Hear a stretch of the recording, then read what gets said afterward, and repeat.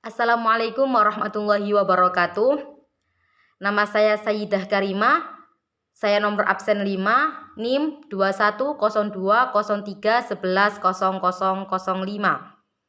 Saya dari Prodi HTN kelas A. Pada video kali ini saya akan menjelaskan tentang pengertian filsafat ilmu. Tapi sebelum saya menjelaskan tentang filsafat ilmu, saya akan sedikit mengulas tentang pengertian epistemologi. Mengapa saya mengulas epistemologi? Karena filsafat ilmu merupakan bagian dari epistemologi atau filsafat pengetahuan yang secara spesifik mengkaji tentang hakikat ilmu.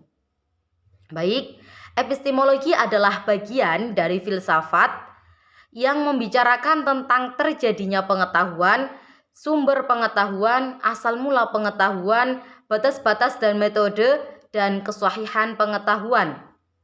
Artinya, ketika kita mempelajari epistemologi, kita bukan hanya mempelajari suatu objek, tapi juga mempelajari tentang bagaimana objek itu bisa ada, dari mana objek itu berasal, dan apakah objek itu benar-benar ada.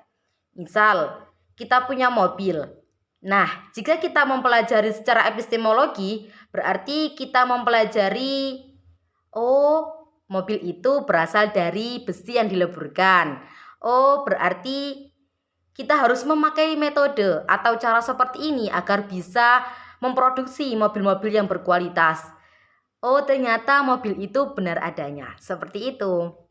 Kemudian kita akan membahas tentang pengertian filsafat ilmu. Filsafat ilmu dibagi menjadi dua, yaitu filsafat ilmu dalam arti sempit dan filsafat ilmu dalam arti luas.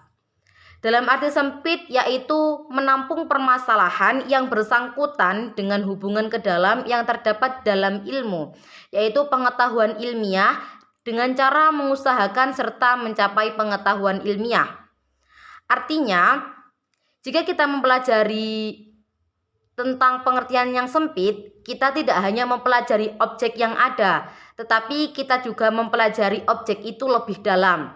Misal, di depan kita ada Al-Quran. Nah, jika kita mempelajari secara pengertian sempit, berarti kita mempelajari 5W plus 1H-nya dari Al-Quran itu. Misal, what? Apa tujuan Al-Quran itu diturunkan? Kepada siapa Al-Quran itu diturunkan? Where? Di mana Al-Quran itu diturunkan? When? Kapan Al-Quran itu diturunkan? Why? Kenapa Al-Quran itu diturunkan? Dan how? Bagaimana cara turunnya Al-Quran? Seperti itu. Kemudian kita membahas tentang pengertian filsafat ilmu dalam arti luas, yaitu menampung permasalahan yang menyangkut berbagai hubungan luar dari kegiatan ilmiah. Artinya, kita membahas ilmu itu dari beberapa aspek, yaitu ontologi atau hakikat pengetahuan, dan epistemologi yaitu terbentuknya pengetahuan itu sendiri, dan aksiologi kedayagunaan sesuatu.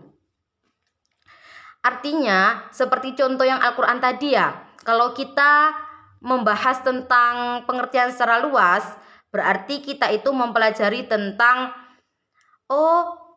Al-Quran itu artinya seperti ini, di dalam Al-Quran itu ada ini dan dijelaskan ini, seperti itu. Kemudian epistemologi, bagaimana Al-Quran itu bisa seperti itu dan dari mana asal mulanya Al-Quran.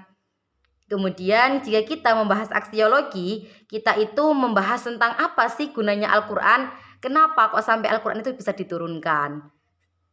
Terima kasih. Wassalamualaikum warahmatullahi wabarakatuh.